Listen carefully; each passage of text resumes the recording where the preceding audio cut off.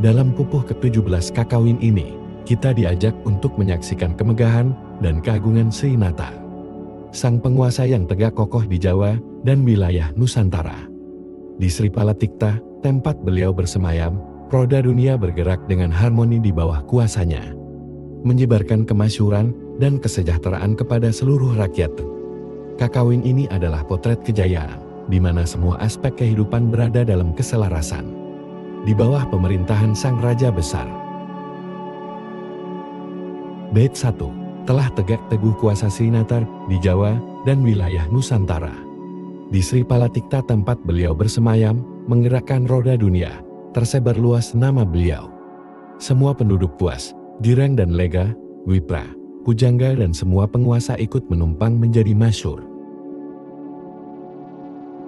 Bait 2. Sungguh besar kuasa dan jasa beliau, Raja Agung dan Raja Utama, lepas dari segala duka, menggayam hidup penuh segala kenikmatan, terpilih semua gadis manis di seluruh wilayah Janggala Kediri, berkumpul di istana bersama yang terampas dari negara tetangga.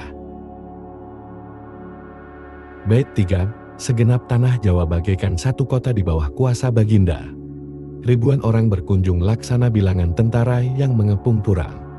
Semua pulau laksana daerah pedusunan tempat menimbun bahan makanan. Gunung dan rimba hutan penaka taman hiburan terlintas tak berbahaya. Bait 4.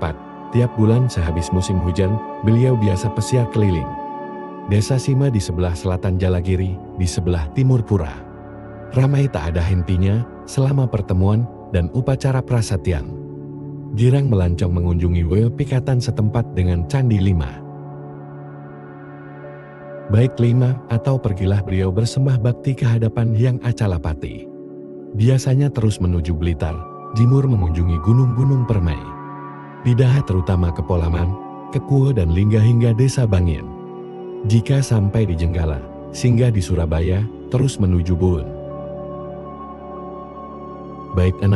Tahun Aksati Surya 1275 Sang Prabu menuju Pajang, membawa banyak pengiring. Tahun Saka Angganaga Aryama tahun 1276 Kelasen, melintasi pantai samudra. Tahun Saka Pintu Gunung, mendengar Indu tahun 1279 ke laut selatan menembus hutan. Lega menikmati pemandangan alam indah Lodaya, Tetu dan Sideman. Bait 7. Tahun Saka Sekor Naga menelan bulan 1281 di Badra pada bulan Tambak. Srinata pesiar keliling seluruh negara menuju kota Lumajang. Naik kereta diiringi semua Raja Jawa serta permaisuri dan abdi, menteri, tanda, pendeta, pujangga. Semua para pembesar ikut serta.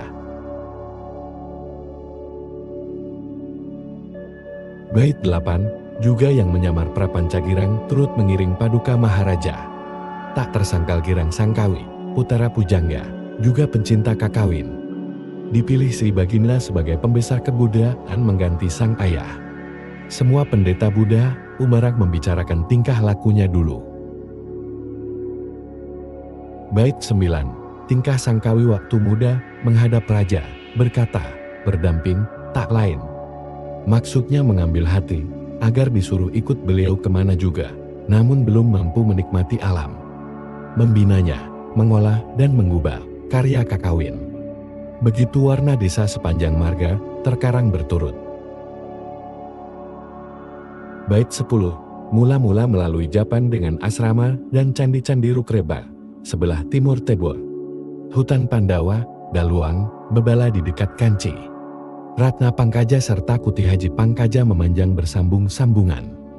Mandala Panjrat, Ponggin serta Jingan, Kuwu Hanyar letaknya di tepi jalan.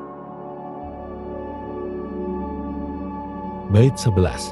Habis berkunjung pada Candi Makam Pancasara, menginap di Kapulungan. Selanjutnya Sangkawi bermalam di Waru, di Hering, tidak jauh dari pantai. Yang mengikuti ketetapan hukum jadi milik Kepala Asrama Saraya. Tetapi masih tetap dalam tangan lain, rindu termenung-menung menunggu. Pupuh ini menggambarkan keperkasaan dan kebijaksanaan Srinata, yang tidak hanya menguasai seluruh tanah Jawa, tetapi juga memastikan kemakmuran dan kedamaian di setiap sudut kerajaan. Baginda bersama para pengiringnya sering melakukan perjalanan mengelilingi wilayah-wilayah penting di Nusantara, mengunjungi tempat-tempat suci dan daerah-daerah yang indah. Perjalanan ini menunjukkan hubungan yang erat antara kekuasaan dan spiritualitas, serta rasa cinta beliau terhadap tanah air yang dijaga dan dikembangkan dengan sepenuh hati. Prapanca, sang pujangga, ikut serta dalam perjalanan ini, merekam setiap momen dalam karya yang penuh dengan keindahan alam dan kejayaan pemerintahan.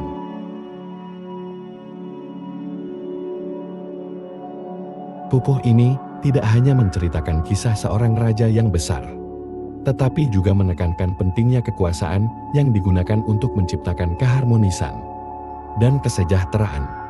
Melalui perjalanan spiritual dan politiknya, Srinata tidak hanya memperkuat kekuasaannya, tetapi juga membangun hubungan yang mendalam dengan rakyat dan tanah airnya. Pupuh ini mengajak kita untuk merenungkan makna kepemimpinan yang sejati, di mana kekuasaan dan kebijaksanaan berjalan beriringan untuk menciptakan kemakmuran yang abadi.